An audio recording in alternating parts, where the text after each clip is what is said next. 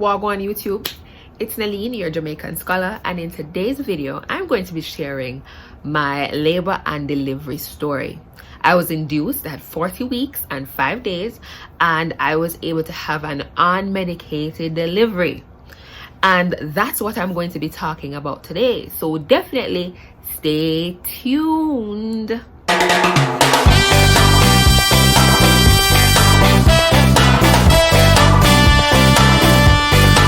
So let's get started.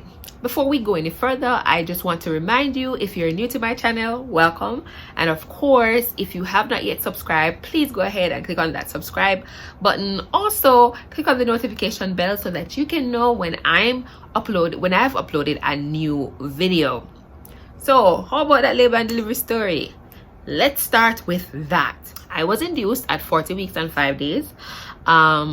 I actually went to a 40-week appointment, and during the appointment my midwife recommended that I have an induction on that same day. But before I talk about what happened at the hospital, let's talk about what happened a few days before. So I would say one thing that I realized after the fact was that I had been in early labor for several days prior to my actual induction. I was in early labor, as you would call it. So I would have been having contractions that I thought were Braxton Hicks for many days before. However, I recall I would have been due on February 20th, and that Wednesday night prior to my due date I would have would have had contractions, and what my routine in that last couple of weeks leading up to birth was that at night I would fill my tub up, I would put in Epsom salts, and I would actually take a nice long soak, and I would listen to my hypnobirthing tracks while I was in the tub.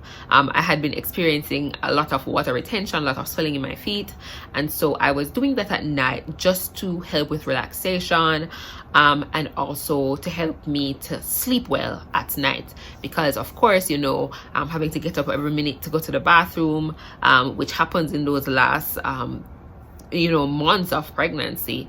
I actually was just having trouble like sleeping well, and so I was using my hypnobirthing tracks and also soaking at night to help my body to relax so that I could go to sleep. So that Wednesday night, as I said, I started having contractions, so I went into the tub and I was like, okay, if this is it, let me get into the tub and relax as I normally do, because as I would have read, they would say, it's going to get stronger, you won't be able to ignore it eventually, so in the initial stages, get your rest, try to do what you can to relax. So that's what I did. I went into the tub, and I noticed that night when I went into the tub, even though I was timing my contractions, they got closer together and then they stopped once I was completely relaxed. So I got out of the tub, went to bed. Next night, same thing happened. This was now on my due date, because my new week started on like a Thursday. So that night I went to bed, and of course I started having contractions. I started timing them again.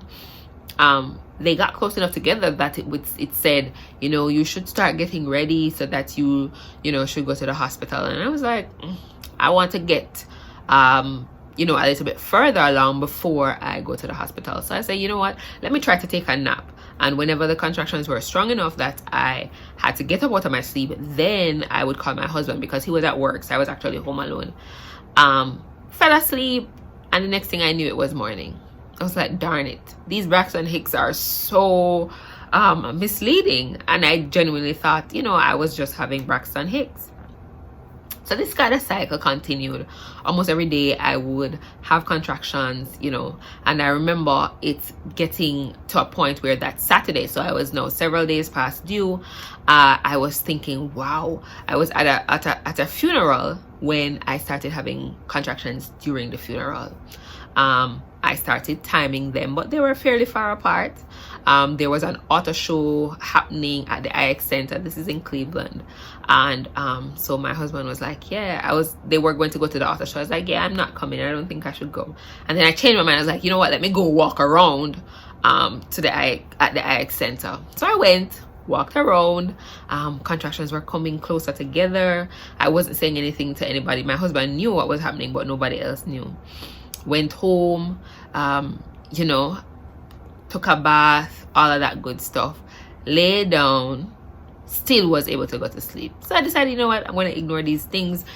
You know, whenever they get strong enough that I can't sleep or whatever, I'll start timing it then. So I completely ignored them after that. And that Tuesday was when I had my 40-week appointment. And so I was 40 weeks and 5 days by the time I went to my 40-week appointment. And of course, because I was past due, my midwife had me do the NST, which is a non-stress test, and that's where they attach a monitor to my stomach, and they actually were monitoring his heart rate, and they wanted to see a certain level of variation within a 20-minute period. And so the heart rate was supposed to like go up and down and up and down over that 20-minute period. Now when they did the NST, they also hooked me up so that they could see if I was having any contractions. When with the NST, they were a little bit concerned because my son's heart rate was very low. It was even below the baseline that they would consider normal. It was also not varying the way that they expected to do in that 20-minute span that they were testing for.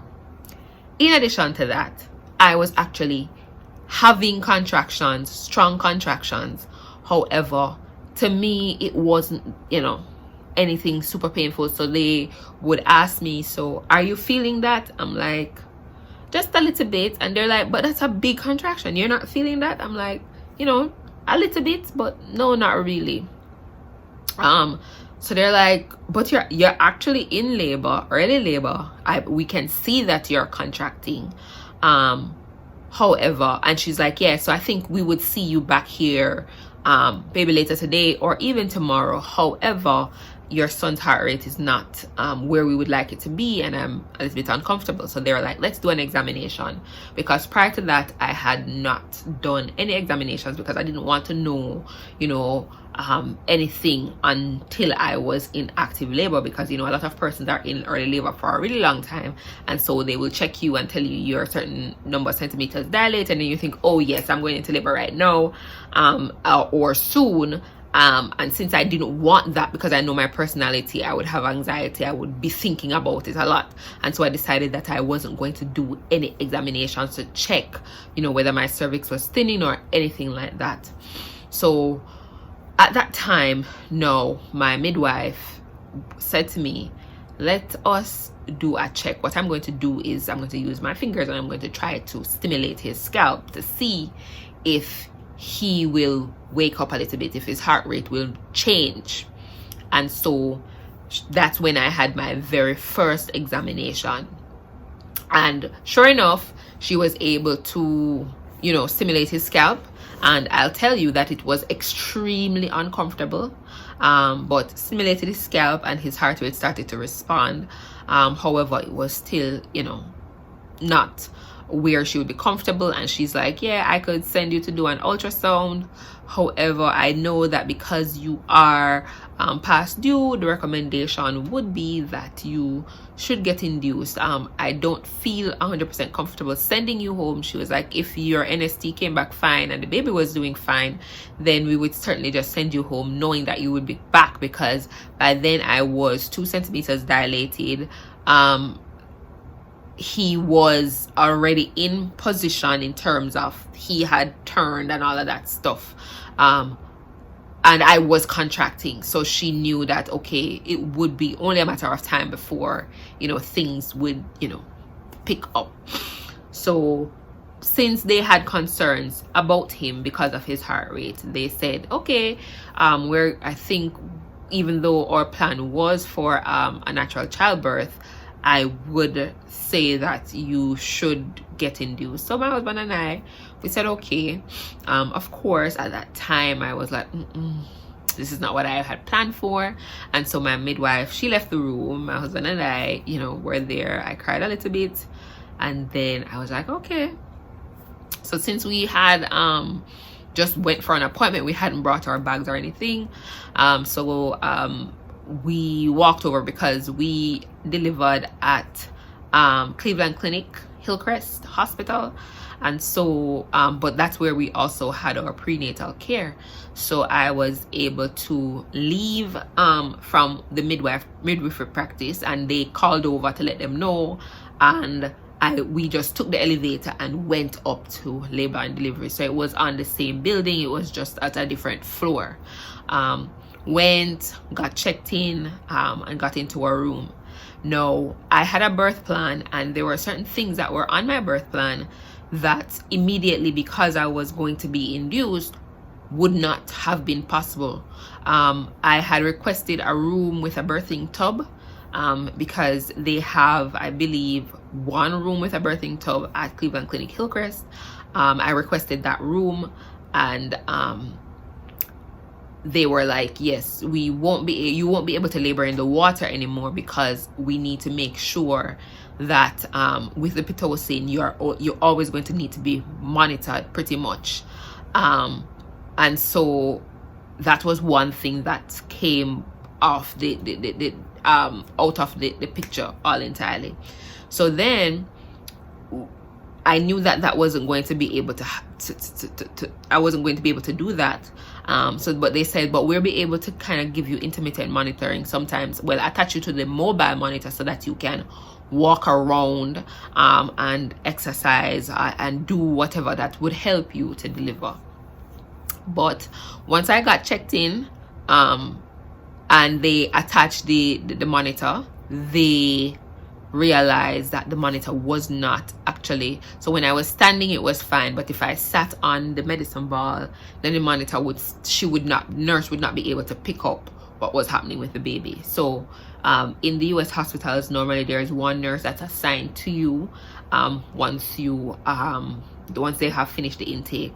The nurse spends a lot of time in your room. However, the nurse, because she has a station there, but sometimes also the nurse leaves and monitors you remotely from the nurse's station. And during that time, she has to be able to see what's happening on the monitor in the nursing station. So that wasn't working. So she was like, okay, we're going to have to attach you to a monitor that will require you to stay in bed, or at least stay close to the plug, because it's something that has to be plugged in. So those were two things that I wasn't able to get. The intermittent monitoring was on my birth plan, and laboring in the tub. I was a little bit disappointed, but the nurse was like, we'll work it out, you know, I'll unplug it sometimes and allow you to walk around, but you'll have to get plugged in some, you know, from time to time. But I was like, okay. So of course, once I found out that I had to be induced and we were going to have to go over, I had texted my doula to let her know, so that she could make her way to the hospital. Now I had two doulas because my primary doula, right, she was also pregnant. She had a couple of weeks left in terms of her due date was a little bit further along than mine, but she said, you know, just in case her baby came early, she had another doula who we saw both doulas pretty much for almost every visit. So I was comfortable with both of them.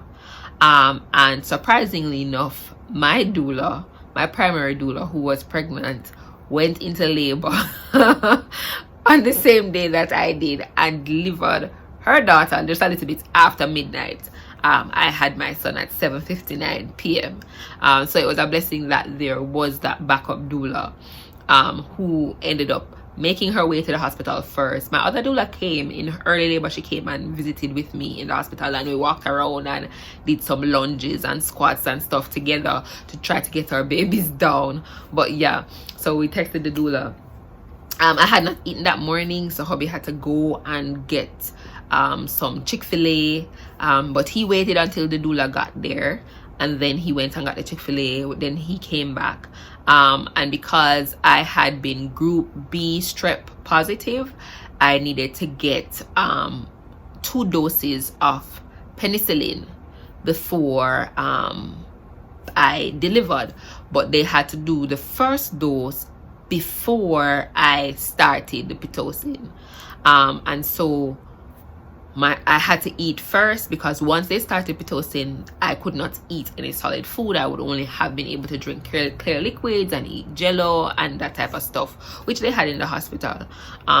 But I had my Chick-fil-A, and then my husband left to go home to get the hospital bag, and the doula and I stayed at the hospital, and they started the penicillin first.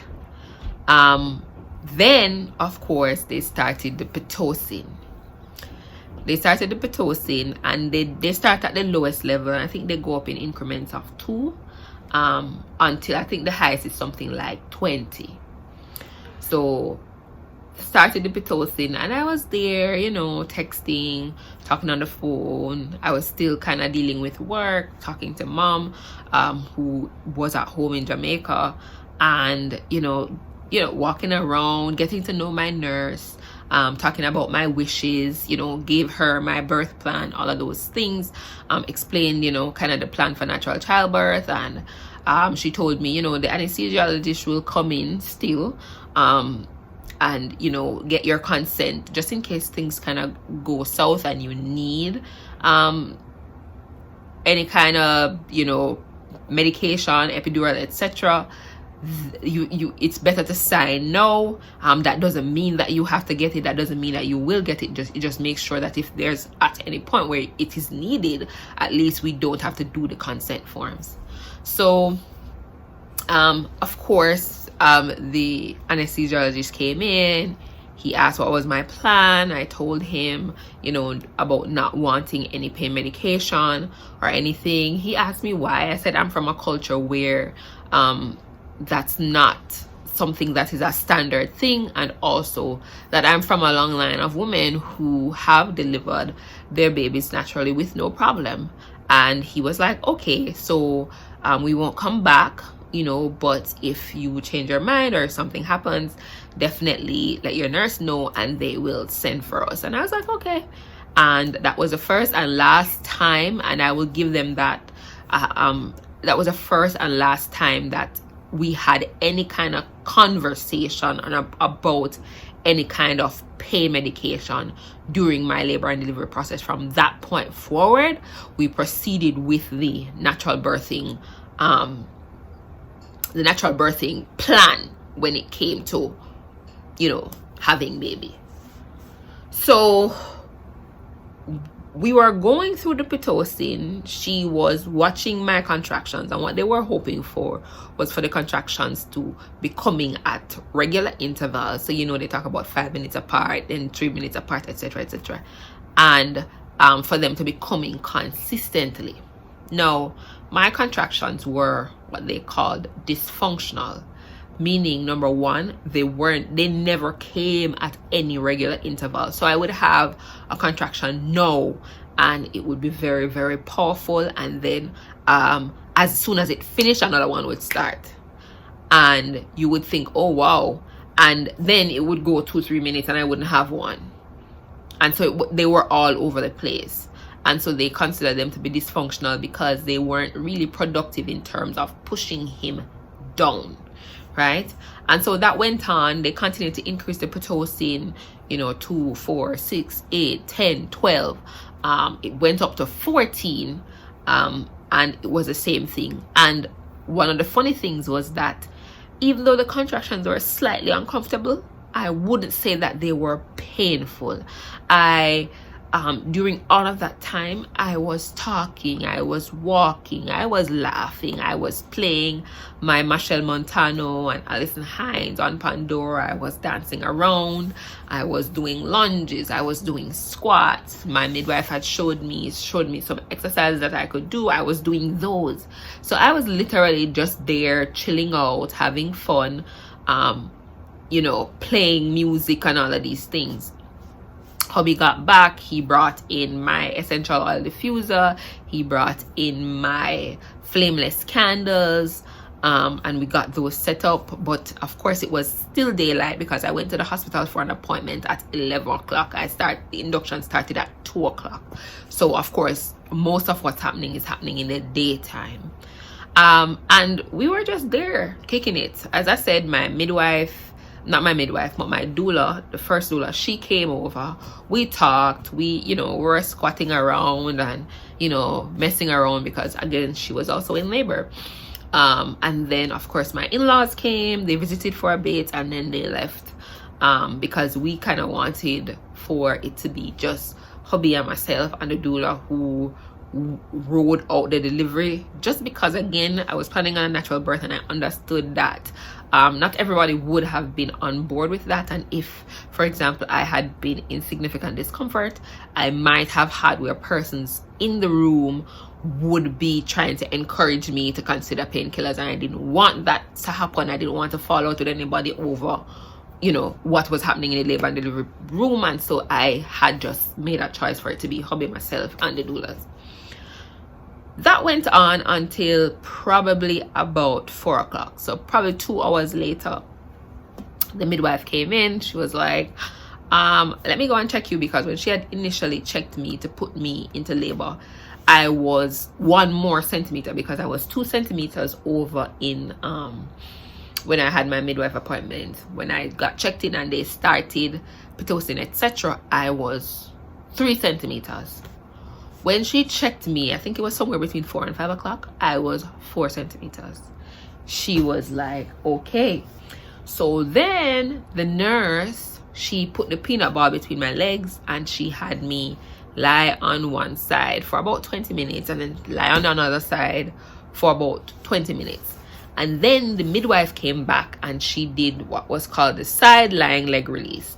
Now this was something that I had learned in my hypnobirthing classes as well, but of course it wasn't something that we were doing at home.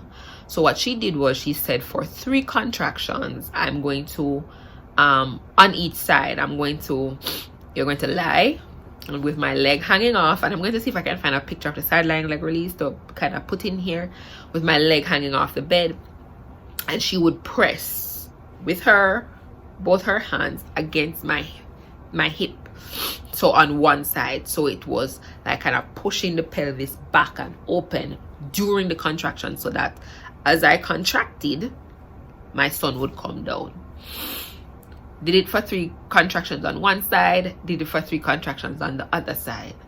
Now those contractions I felt a lot more than any of the other contractions that I had had before. I don't know if it's because she was kind of bracing on the pelvis, opening it up, and so whatever cushion I had, whatever it was that was kind of stopping me from feeling that pain before, it was no longer there. However, I had my hypnobirthing techniques that I used to help me to stay calm and relaxed during the contraction, to allow the midwife to do what she wanted to do, and for me to be able to kind of breathe and moan through it. And so we did that, 3 on each side. I can't tell you how long it took, but then the midwife and the nurse conferred and they were like, okay, so we're going to put the peanut ball back between her legs again for 20 minutes on each side. So I said, can I go to the bathroom first? And they're like, yeah, sure. So I said, okay, got off the bed, went to the bathroom. On the way to the bathroom, I had a contraction. It was strong, like what was happening on the bed with the side lying leg release. And I was like, went and did my business, and while I was on the toilet, I felt another contraction, like a strong one, so much so that I was starting to do this thing where I was going like almost bearing down on the toilet, but I wasn't making a lot of noise. However, my doula was standing at the door and my husband was in the hallway, and they're like, you okay? And I'm like, yeah. And I fresh toilet, got up, washed hands, had another one right there at the face basin. I was like, wait a minute, but it's not just a contraction, there is this urge to bear down. And I was like, wait. Anyways, because at everywhere I was going, I had the monitor with me because I had the one on the wheels. So I walked back to the room, and before I got to the bed, I got a really, really, really strong one, and I bore down again and fell on the floor and pushed. And they were like, the nurse looked around, and my husband was like, that's not good, she's pushing. And then the nurse was like, no, remember, the midwife had just checked, I was 4 centimeters. And I was like, she was like, no, it's too soon. And I had another contraction right on top of it. And she was like, okay, we need to get you up on the bed so that we can check you. And I was like, okay, when this contraction is over, hold on a sec. Like, I was talking back to them like normal. Okay, other contraction happened. Then I got on the bed. By then, I noticed that a whole bunch of other nurses were coming in. My midwife came back into the room instantly. Apparently, this was probably about 7ish, because that's when the shifts changed, and my nurse apparently was leaving and another nurse was coming on. And I felt like there were 10 people in the room at the time. And the new nurse was the one who checked me. And when she checked me, she said, I can't feel any cervix. All I feel is her waters, the bag of waters, because my water hadn't broken, right? And that's what she said. She feels my waters bulging. She can't feel any cervix. And the nurse was like, the midwife was like, wow, she was just 4 centimeters. We just did the sideline leg release. I guess that worked, huh? And they were like, okay, whenever you feel another contraction, you can start pushing, because again, they didn't feel any cervix. I was ready to roll pretty much. And because my birth plan had said to leave my water intact, I wanted it to break spontaneously. That wasn't something that they were asking me about at that point. So I got on my hands and knees, and they raised up the back of the bed. And so I was kind of kneeling, but in an upright position. And that's where I was laboring, with my face to the back of the bed. So it was up like a chair. So went through several contractions that way. And the nurse kind of explained to me that, you know, when I deliver, I'm going to have to flip over so they can put my son on my chest, right? And I said, okay. And I was that way pushing, and that's literally how I delivered my son. I delivered my son kneeling down with my hands on the back of the bed. But I remember then it was extremely powerful. To be honest, I was like, everybody that I'm hearing was talking to me from the end of a long tunnel. All I could feel was what was happening in my body at the time. And that was the only point at which I felt like I couldn't do it. I was like, I don't know if I can do this. And my husband was like, you're doing it, babe. You're doing it. Because he was right there. And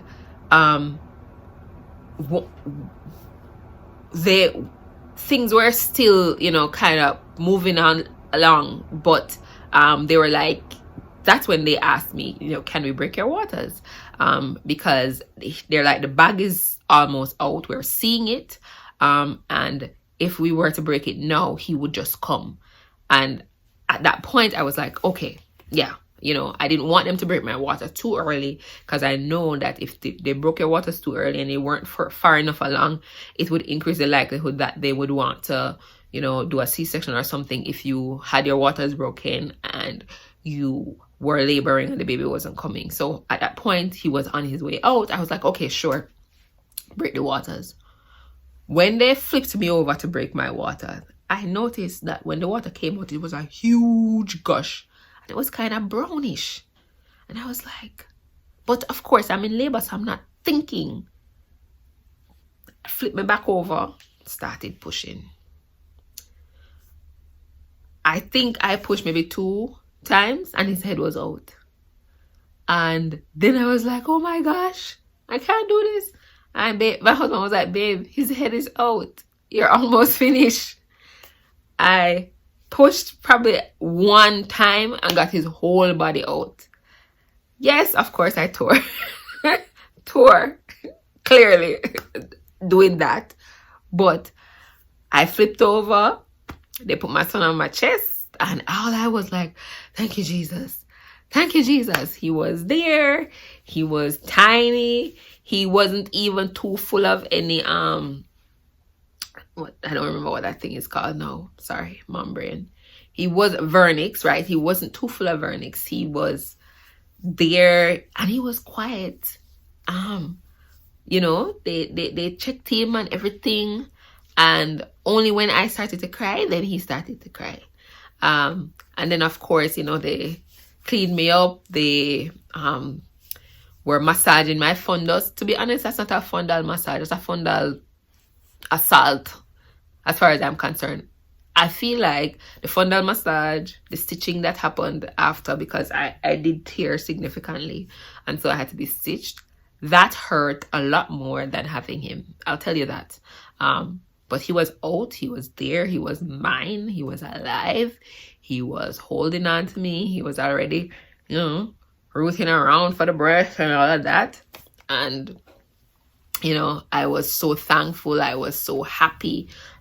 We proceeded to do our skin to skin time. We also chose to delay cord clamping. So they waited a full 5 minutes, which is what I requested, before they clamped the cord. Then of course my husband cut the umbilical cord and we had our skin to skin. I fed him for the first time. And it was only after all of that that they weighed and measured him, did his head circumference, and he was 7 pounds 3 ounces, and he was 20 inches long. He was perfectly fine. I think it was just his bilirubin that was high, which is the measure of jaundice. So his bilirubin was a little bit high, but they didn't have to put any light on him or anything like that. We were able to take him home after the normal 48 hours. I was able to get up and go to the bathroom not too long after I had him. In fact, before I moved over into my recovery room, I had walked to the bathroom with the nurse, you know, used the bathroom. Best pee ever, by the way. Like, you feel like you've never been able to empty your bladder properly until now, and that's what will happen towards the latter part of pregnancy. It's like it's as if your bladder can't hold anything, and so you go into the bathroom so often. But of course, once I had him, I peed, and I felt so good to just pee, and my bladder was actually emptying. We were then transferred to our recovery room. And it was in the recovery room that I was transferred over to a new nurse who, you know, showed me all of the stuff that you needed to learn about, you know, the sanitary napkins and all of those things. And I'll do a separate video about those things because I'm not sure what labor and delivery is like. For example, for people in Jamaica, what are some of the things that you get in the hospital? So I'll talk about the things that we get in the hospital in the US, and if you don't get those things in the hospital, how you can prepare to have those things that are a godsend. They definitely help. So I'm going to talk about those in a separate video. But anyways, I digress. I was able to take a shower, you know, change into I think I put on another hospital gown. We had our first visitors who were Leroy's parents, his grandmother, as well as his brother, and those are pretty much the only visitors that we had during the time, because I was kind of wanting a more private postpartum recovery period. I didn't know how labor and delivery was going to be, and so I opted for a more low-key, intimate setup where it was just hubby and myself. My doula had to leave not long after Leighton was born because, again, my other doula was in labor and she had to go help her. And so we, you know, just hung out in the hospital for the 48 hours and then we went home. I'll tell you this. It was an empowering experience. It was not what I expected. Number one, as I kind of try to explain, it was not as painful as I thought it was going to be. I don't know if it was because I was practicing my hypnobirthing throughout early labor, etc. Once I transitioned and I was actually now pushing, it went so fast. Like, I couldn't tell you how long I pushed for, but given that the first nurse that checked me at the time that I started to push, spontaneously, that was right after the shift change. So my entire pushing period happened in less than an hour, because shift change was at 7. New nurse came on. She was the one who checked me and said, you can push now. And he was born at 7:59. So fairly fast. We were induced at 2. So 5 hours before, so between 2 and 7, 5 hours, early labor, all of that active labor, transition, all of that happened in 5 hours. He was not the typical first baby who took forever to come. Once I was in labor, I was in labor. Things moved fairly fast, and he came out really easy. So that's my labor and delivery story. Would I do it again? Certainly. If I have another child, God's willing, my plan is another unmedicated birth. I'm hoping that I won't have to be induced again. But again, my induction was not horrible. It's just that I wasn't able to have my water to be able to labor in the water. I wasn't also able to do intermittent monitoring or mobile monitoring. But thankfully, I was able to have most of my my wishes when it came to the type of delivery that I wanted respected. Those were in my birth plan, and so I was able to kind of get most of what was in my birth plan, for which I'm thankful. My son is now 9 months, going on 10 months. Happy baby, running all over the place, making lots and lots of trouble. He is a walker. He walked at 7 months old. And so he is definitely a busy baby.